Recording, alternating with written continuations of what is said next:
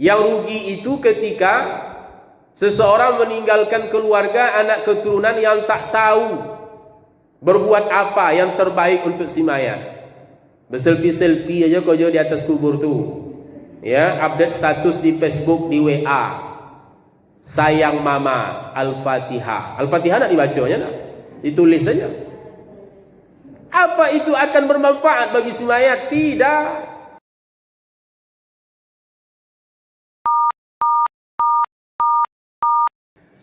Kita lanjutkan materi pokok kajian kita, yaitu tentang talqin mayat.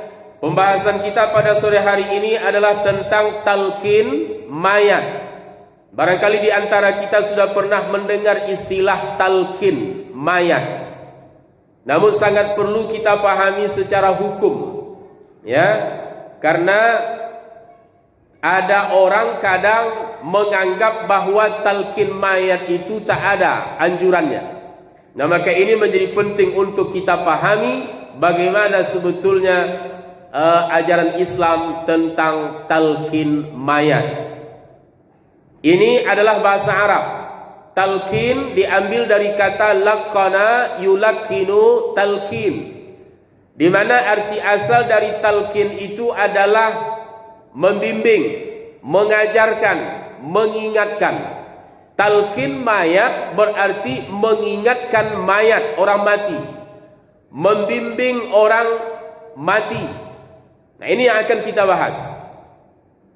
Dasarnya adalah sebuah hadis Nabi sallallahu alaihi wasallam riwayat Imam Muslim. An Abi Hurairah radhiyallahu anhu qala Rasulullah sallallahu alaihi wasallam lakinu mautakum la ilaha illallah.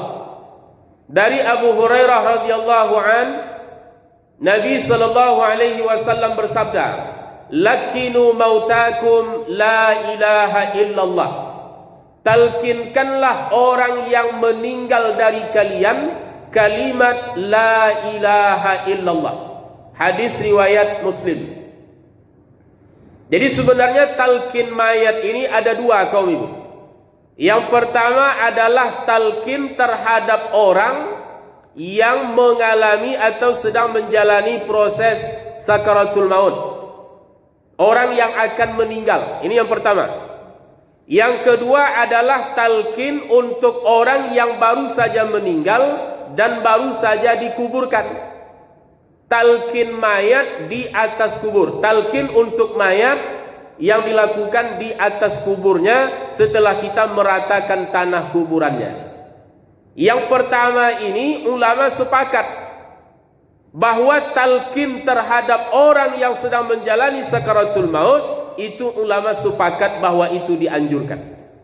Adapun yang ulama berbeda pendapat adalah tentang talqin terhadap orang yang baru saja meninggal dan baru saja dikuburkan. Namun nanti kita jelaskan dalil-dalilnya. Kadang ada orang mengatakan itu tak ada dasarnya. Ada dasarnya dalam agama. Nah, kita bahas satu persatu. Yang pertama adalah talqin terhadap orang yang sedang menjalani sakaratul maut. Orang yang akan mati. Camat, calon mati. Ya, ini talqin mayat. Yang pertama adalah talqin terhadap orang yang akan meninggal, dalam arti orang yang sedang menjalani sakaratul maut. Dianjurkan kepada kita untuk orang yang sedang menjalani sakaratul maut itu untuk mengingatkan dia dengan kalimat tauhid, kalimat la ilaha illallah. Maka Imam An-Nawawi menjelaskan syarah dari hadis ini. Kata beliau, maknanya siapa yang sedang mengalami sakaratul maut, maka ingatkanlah dia dengan ucapan la ilaha illallah, agar kalimat terakhir orang yang akan meninggal ini adalah la ilaha illallah. Karena ada hadis Nabi bersabda, man kana akhiru kalamihi la ilaha illallah dakhalal jannah. Siapa yang akhir ucapannya la ilaha illallah, maka dia masuk surga. Oh, gampang masuk surga itu ya Pak Ustadz, hanya mengucapkan kalimat la ilaha illallah di akhir hayat ketika sakaratul maut. Yang menganggap gampang, anggaplah gampang. Kalau perlu coba sekarang. Tidak semudah seperti kita mengucapkan hari ini. Itu akan dipengaruhi oleh amal perbuatan kita selama hidup. Nah, jadi talqin terhadap orang yang akan meninggal, menjalani sakaratul maut, ingatkan dia dengan kalimat la ilaha illallah. Tapi pastikan kawan tu betul-betul sakaratul maut. Jangan hanya batuk pilek biasa awak bisikan ke telinganya la ilaha illallah. Marah dia. Ya, dikiranya kita mendoakan dia cepat mati. Kan ada tandanya orang yang muhtadar, orang yang sedang sakaratul maut ini. Nah, ini kata Imam An-Nawawi. Jadi siapa yang akhir ucapannya la ilaha illallah, maka dia masuk surga berdasarkan hadis Nabi. Dalam hadis dikatakan la ilaha illallah. Berarti harus sempurna kalimat itu diucapkan. Ya. Bersyukur kalau ada orang yang di akhir hayatnya bisa mengucapkan kalimat ini. Kadang ada orang hanya sampai separuh saja. La ilaha, mati. Bagaimana kalau hanya Allah saja Pak Ustaz? Allah. Dalam hadis tidak disebutkan hanya Allah, tapi la ilaha illallah. Pertanyaan lagi, apakah sampai Muhammadur Rasulullah Pak Ustaz? Tidak perlu. Cukup la ilaha illallah. Karena dijelaskan oleh ulama, dalam kalimat la ilaha illallah itu sudah terkandung Muhammadur Rasulullah. Dia bisa mengucapkan la ilaha illallah dengan baik, dengan sempurna saja, itu sudah hebat luar biasa kaum. Nah, maka kita tak boleh menambah kesulitan orang yang sedang sakaratul maut itu. Sakarat artinya susah, payah. Sakaratul maut berarti masa-masa payah, masa-masa susah menghadapi kematian. Nah, maka dalam kita membimbing orang yang akan meninggal ini kalimat la ilaha illallah, itu pun ada adabnya. Di antaranya tak boleh terus menerus tanpa henti.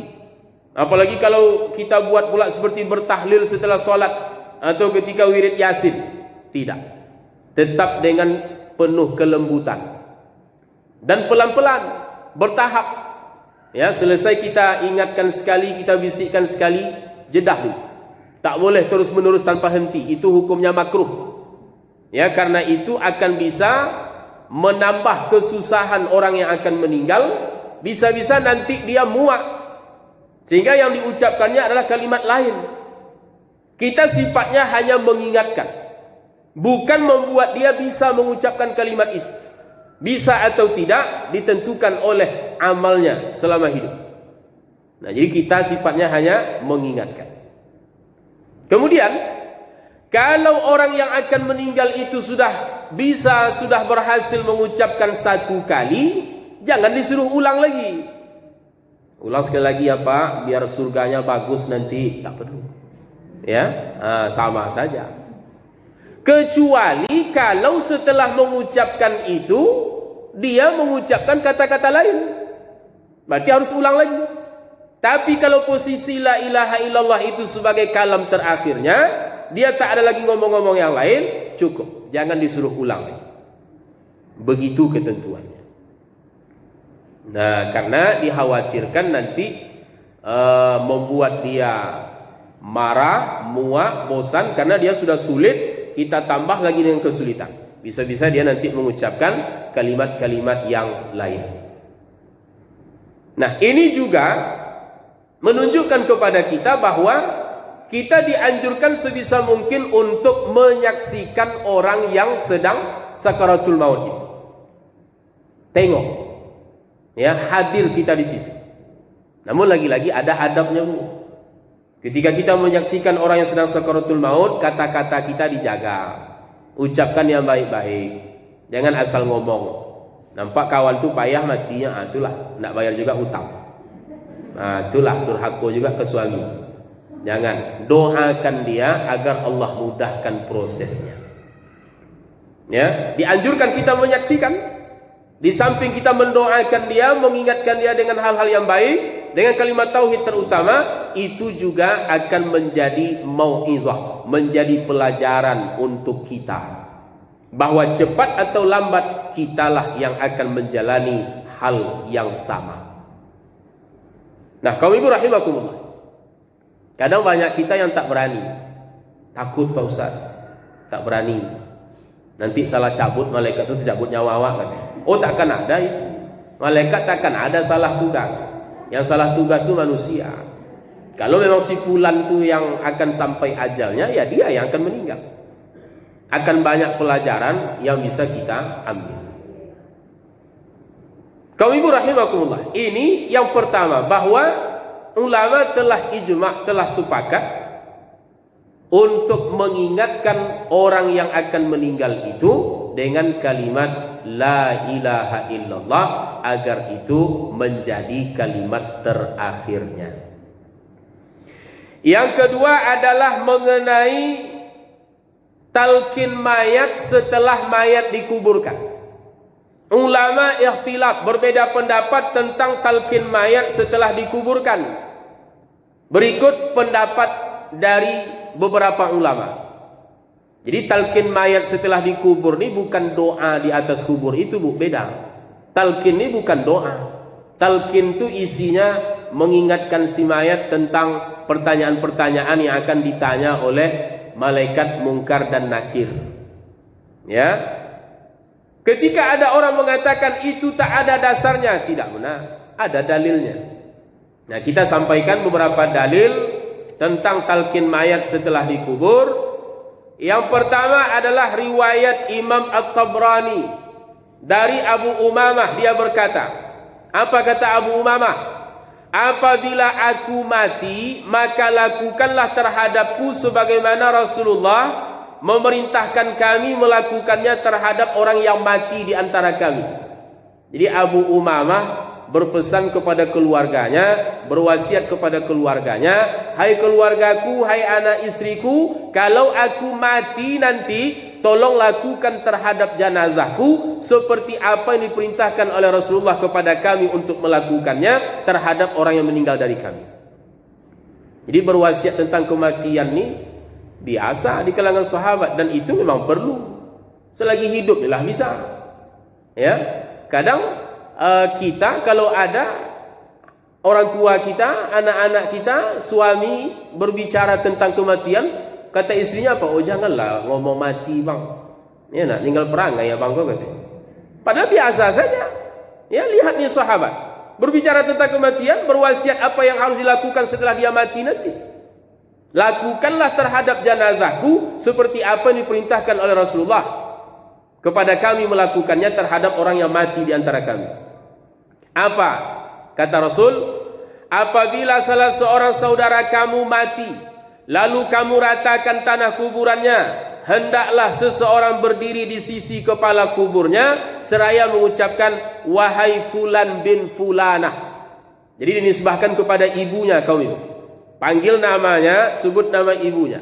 Wahai fulan bin fulanah. Fulanah ini perempuan. Lalu kata Rasul, sesungguhnya dia mendengarnya, akan tetapi dia tidak menjawab. Kemudian katakan, wahai fulan bin fulanah, maka dia pun duduk, si mayat yang telah dikuburkan tadi.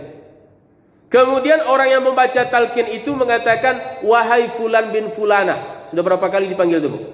3. Ya. Panggil pertama dia tak mendengar, panggil kedua dia duduk, panggil yang ketiga dia menjawab. Kemudian orang yang sudah dikuburkan itu menjawab, bimbinglah kami, bimbinglah aku, semoga Allah memberi rahmat kepadamu, katanya. Lalu kata Rasul, namun kamu tidak mendengar jawaban itu. Nah, kalau awak mendengar jawaban itu, tak jadi awak talqinkan dia, kabur, lari. Ya, jadi dia mendengar, dia menjawab, bimbinglah kami, katanya. Kemudian kata Rasulullah, hendaklah orang yang membacakan talqin itu mengucapkan, ingatlah apa yang engkau bawa ketika keluar dari dunia, yaitu syahadat kesaksian tiada Tuhan selain Allah, dan sesungguhnya Muhammad adalah hamba dan Rasulullah. sesungguhnya engkau ridha Allah sebagai Tuhan, Islam sebagai agama, Muhammad sebagai nabi, Al-Quran sebagai imam, maka malaikat mungkar dan nakir pun saling tarik menarik tangan satu sama lain seraya mengatakan, marilah kita pergi, kata malaikat. Untuk apa kita duduk di sisi orang yang jawabannya telah diajarkan? Nah, ini artinya apa? Bahwa apa yang diingatkan oleh orang yang membaca talqin ini, itu akan diterima, akan bermanfaat bagi mayat dalam kubur. Ya. Lalu ketika hadis ini disampaikan oleh Rasulullah, ada seorang laki-laki bertanya, "Ya Rasulullah, bagaimana jika tidak diketahui nama ibunya?" Tadi kan wahai fulan bin fulanah, nisbahkan kepada ibunya. Bagaimana kalau orang yang meninggal ini tak tahu maknya siapa? Rasulullah menjawab, dinisbahkan kepada Hawa. Wahai fulan anak Hawa. Nah, jadi khusus dalam talqin mayat ini, berdasarkan hadis ini, itu dinisbahkan si mayat dengan menyebut nama ibunya. Nah, inilah dalil yang pertama tentang talqin terhadap mayat setelah mayat dikuburkan, dan itu akan bermanfaat bagi si mayat. Nah, inilah yang harus kita mantapkan ketika kita sudah melakukannya selama ini. Nah, karena banyak kita melakukan amal ini, melakukan begini, tapi kadang tak tahu ilmunya. Maka yang seperti ini akan mudah digoyah ketika datang orang menyalah-nyalahkan. Dan beruntunglah mayat yang mendapat perlakuan seperti ini, kaum ibu, ya, karena dia akan menerima manfaat di alam kuburnya. Yang rugi itu ketika seseorang meninggalkan keluarga, anak keturunan yang tak tahu berbuat apa yang terbaik untuk si mayat.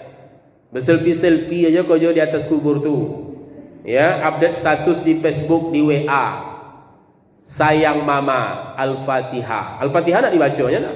Ditulis saja. Apa itu akan bermanfaat bagi si mayat? Tidak. Nauzubillah. Nah, inilah perlunya kita berwasiat, sampaikan kalau memang ajal kita nanti lebih dulu dari mereka. Ya. Nah, jadi berbicara tentang kematian ini biasa saja. Berwasiat tentang kematian itu bukan berarti kita minta mati, tidak.